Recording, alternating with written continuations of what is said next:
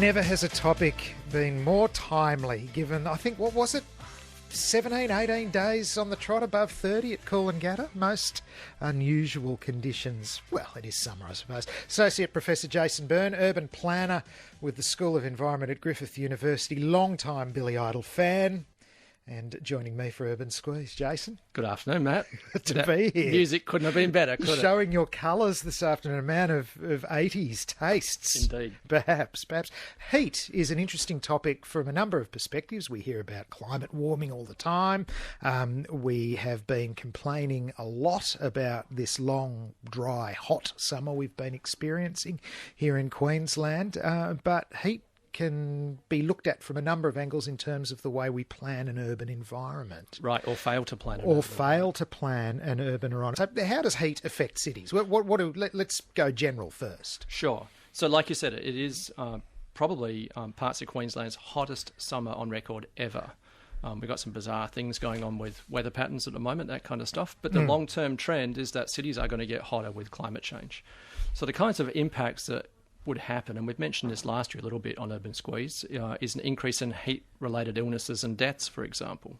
So we know that with every 1 degree Celsius rise in temperature, we get roughly a 3% increase in mortality. Gee whiz. Yeah, which is, that can translate to a lot of numbers, high numbers of deaths. So in the 2003 heat wave in Paris and Russia, for example, it affected most of Europe. They had 70,000 extra deaths as a result of heat-related deaths. Yeah. Gosh. Yeah. So we got illness and death. Other things like health, disruption to public transit systems. So we've seen before in Melbourne with railway lines buckling, and in the Middle East with road surfaces bubbling and dissolving under high heat. Even things like power failures and disruptions to the power network can bring down a public transit system very quickly. Again, topical. Yes, there's been topical. A bit of that going on. Right, with the blackouts we've had recently in Australia. Other things include, and people with children might be aware of this, is the disruption to the learning environment in schools. Not only are your kids crankier and more irritable, but they're not able to learn as well when the heat reaches a high point in the classrooms during the daytime. So you spoke about this in the context of green space too, about how the fact that it can keep things cooler. Therefore, people are generally more pleasant, happier, more content. Right, but we've got a strange paradox, right? To accommodate this urban squeeze that we've been talking about on the show, where we've got populations swelling in cities right across the globe, included in Australia, very large urban populations. Most of the country now live in cities in Australia. Indeed, Melbourne, Sydney, Brisbane account for more than half the nation's population when you look at the broader metropolitan areas. We have issues around how do you accommodate that. Density is the solution. Let's build up skyscrapers and high-density housing, this kind of stuff, but that means clearing away some of that vegetation that you just mentioned. It means a loss of backyard green space, and as a result, our cities get hotter. And the solution, this is where some of the ironies come in, some of the paradoxes. You whack an air conditioner into your house, well, you're dumping that excess heat into the environment as well. And then what if air conditioning expenses go up as electricity costs rise? So with these blackouts that we saw recently in states around Australia, we've now got a unified grid across Australia.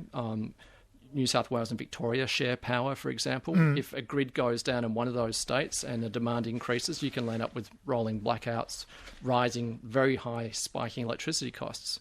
So we might find people who see their next lot of power bills and almost have a small heart attack when they see just how much electricity prices have increased over the summer for having an air conditioning running a lot of the time. Perhaps if you've had a regular Sunday shift too, as exactly. As a hospitality or a retail or a pharmacy worker. So we've seen very low wage growth across Australia over the past couple of years. We've now got penalty rates cuts, as we've been talking about today. In some sectors, yes. In some sectors, yep. And that has a flow-on effect. If you can't pay for your air conditioning to keep your house cool, there's going to be some real impacts on health and productivity. In terms of the built environment, does that create a kind of a microclimate unto itself in a city? I mean, if you have, for instance, if you isolated the towered section around Surfers and Main Beach and I'm thinking about, prevailing breezes and blockages of sun and, dense concrete and whatnot, changing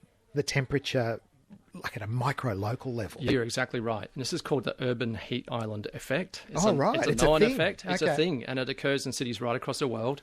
Indeed, cities have their own little microclimates, different weather patterns.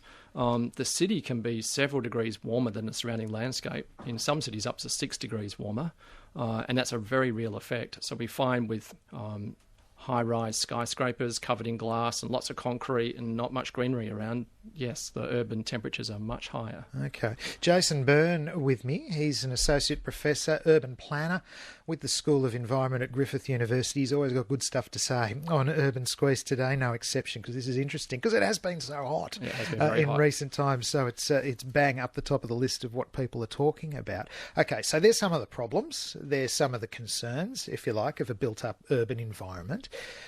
What do urban planners do or try to implement to affect things for the positive? Right. Good. That's a really great question. So planners maybe don't have as much direct power as you might get, for example, in a subdivision where you can say, yes, it's okay to carve up the backyard and put an extra house in. But we can use some kind of indirect measures. So through things like town planning schemes, we can say to developers, a certain percentage of that site that you're going to develop needs to be retained for green space. We can also look at things like requiring green roofs. There have been some recent studies which show that a building with a green roof can dramatically reduce electricity consumption and cooling costs in that building, and also... Give me a more specific example of a green roof. What are you talking about? So we've seen, for example, Chicago City Hall is a really good example where they've put like prairie grasses right across the roof of that building. They actually retrofitted that roof. Seriously, a lawn on the top? Lawn, like a lawn on top of the roof. And it can be up to 20 degrees cooler underneath that green roof, 20 degrees Celsius, which is pretty amazing.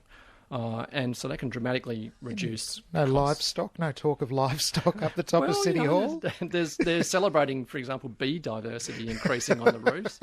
So who knows? Hey, who knows? Yeah. Yep. Well, saving mowing costs, less petrol in the mowers. You never know. Right, but there's some bizarre kind of impacts as well. So while we might increase the amount of street tree cover in the city, and we might have green roofs, that can cool the daytime temperature of the city by a few degrees, up to maybe 3 degrees. Ambient temperatures across the city. But here's the catch. It can also result in higher levels of humidity at night.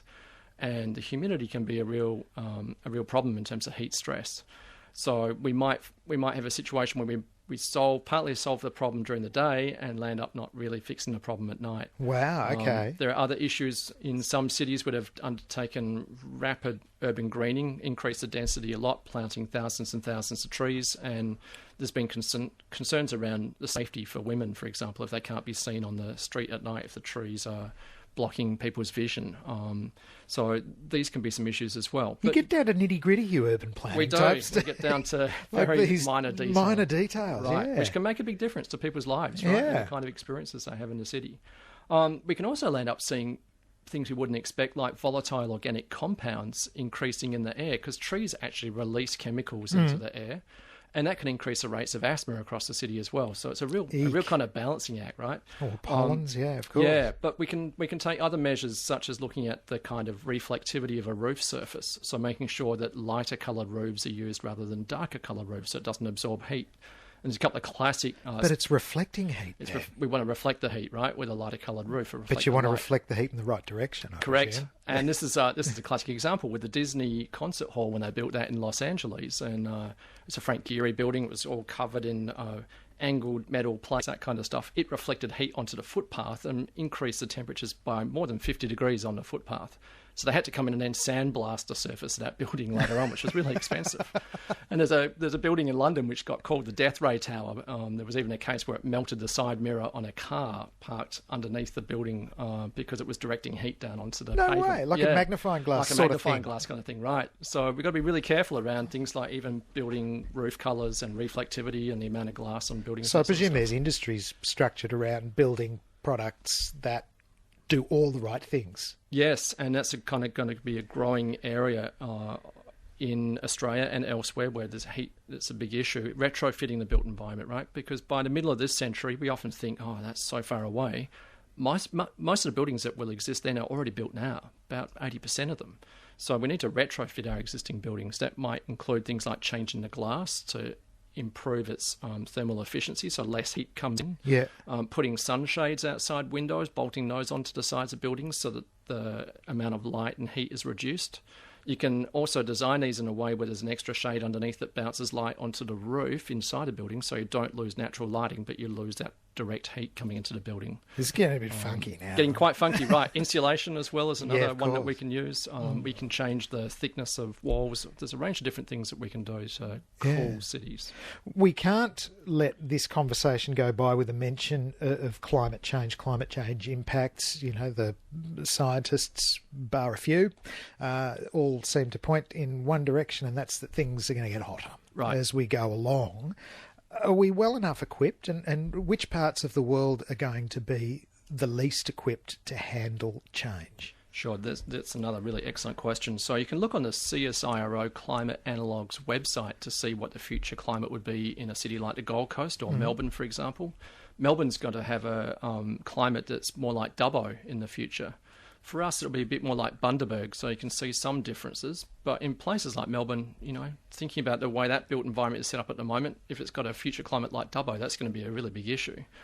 Dry, hot. The Middle East may become unlivable. So parts of the Middle East at the moment that are investing heavily may want to rethink that because, you know, in summer they've already got 50-plus degree temperatures in some parts of the Middle East. That could be a major problem in the future. You imagine what the death ray buildings over there can do. There'd be a lot of melting going on, wouldn't there? A lot of melting, yeah. But we can also look to the past, bizarrely enough. We can look back to the Queenslander in Australia and look at the Kampong house in Malaysia and see how they were designed for passive cooling, letting lots of breeze through, allowing natural light, that kind of stuff. And bizarrely enough, that might be the way we adapt in the future, is to return to some of these kinds of designs to encourage cooler houses that are naturally cool rather than having to use air conditioning, for example. Was it termites that basically saw the end of Queenslanders? Is that true? You know, I think there's maybe a bit of apocryphal to that. It's a bit of an urban myth in some ways. I know that the houses are particularly prone to termites, but those things can be managed, right? Yeah. I think changing fashions as well, you know, fashions for having lots of glass and good views, that kind of stuff. Timeless, though. Yeah. Queensland is timeless. Beautiful houses to live in, right? Beautiful houses to live in. So maybe we might see a few more of them. We might. And we might be also seeing how skyscrapers can be adapted to take on some of these approaches. Louvers out the front, for example, that control airflow as well as light and reduce heat gain.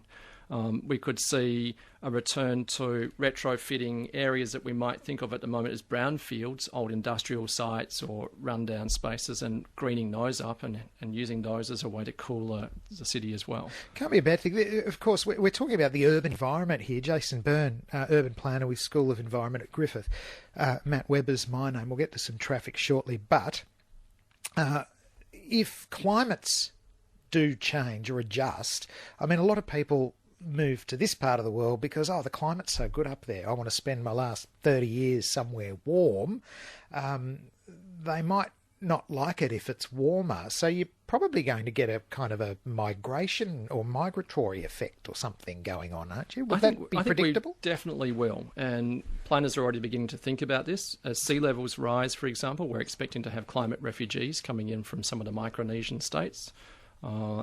We may also see a return to the kind of snowbirds, as they call them in the US, where they move away from the snow and they chase the sun. We might have the opposite effect, right, where people start moving to places like Hobart to not just get cheaper housing prices, but also to escape rising temperatures. You could do worse than move to Hobart. It's a nice spot. I think you could.